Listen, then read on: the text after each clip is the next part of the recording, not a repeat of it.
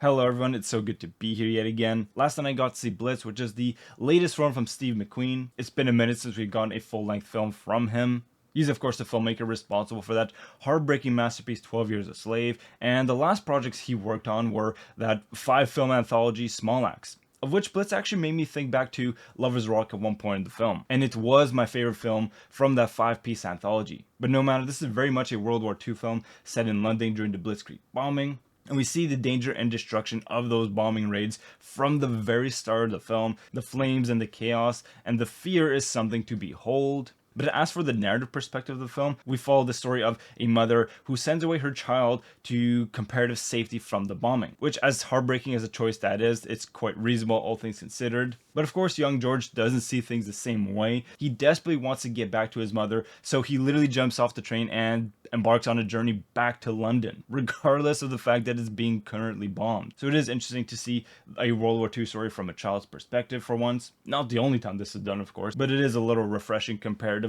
And not only that, but he's also a young black boy in those times specifically. So yes, there's a lot of racial injustice themes that are touched on this film, which undoubtedly, of course, they would be because this is a Steve McQueen film. So yes, he embarks on quite the complicated and harrowing odyssey to get back home. And as horrifying as this film undoubtedly is in many ways, there is something uplifting about it, and that gives me hope in mankind because he does encounter some good Samaritans, and in many ways he is the good Samaritan himself. But of course we don't just encounter good people in this film. The war reveals the darkness in mankind in some pretty surprising ways, though surprisingly not necessarily through the use of the Nazis. In fact, we don't really see them at all, apart from the bombs of course, which of course is an always present danger in this film. But yes, unfortunately we get to see the lowness and baseness of man, so that of course is quite disappointing and disheartening in many ways. But even with all the evil on screen, I think there are so many moments that ultimately give me hope for mankind. There are a lot of endearing and I dare say heroic moments in the film. So I think special praise needs to be given to the kid who plays George. Young Elliot Heffernan is absolutely sensational in this film, and he is the acting highlight of the film.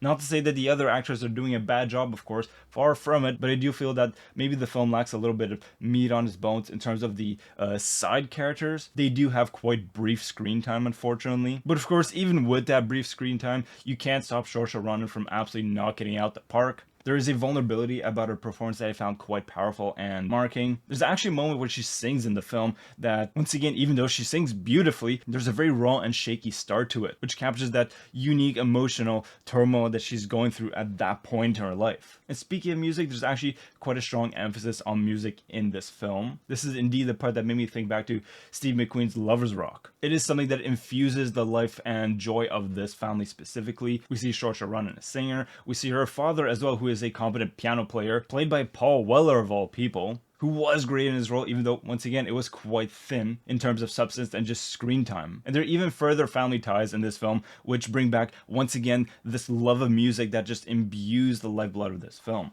There are at least one or two great party scenes where music is just blasting in our ears, and this is undoubtedly one more joyous and rapturous sequences of the entire film. And I gotta say, there is just something about black culture and music that I just find so intoxicating. They just have this innate mojo that is so beautiful and vibrant. It truly is one of the most potent elements of this film, and it is actually an element that, at least for a brief moment, made me forget the horrors of the war. Now, while talking about music, really the sound design of the film is quite spectacular. There's also a really compelling score made by Hans Zimmer of all people, so that's always a great reason to see this on the big screen. And generally speaking, the craft of this film is simply superb. All the costumes, set designs, the practical effects set designs, not CGI induced, which gets a special praise in my books, as well as all the locations in and out of London, I think are just exquisitely chosen. And then when it comes to the visual effects spectacle of the film, I think once again it is super well realized. The flames from the bombings is a really powerful element in this film, and one that will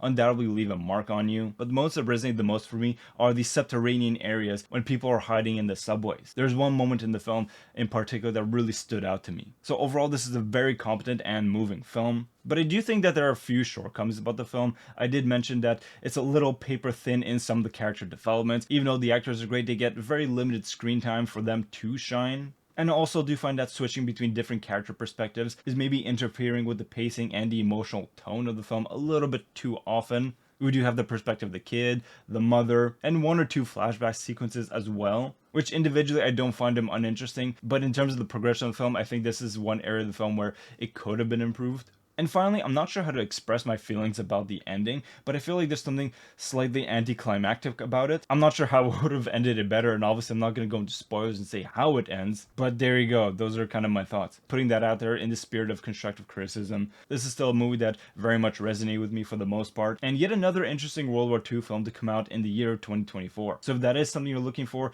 I definitely would recommend this. I'm ranging anywhere from a 7 to an 8 out of 10. So with all that being said, wishing you and your loved ones nothing but the best. Take care and talk to you soon.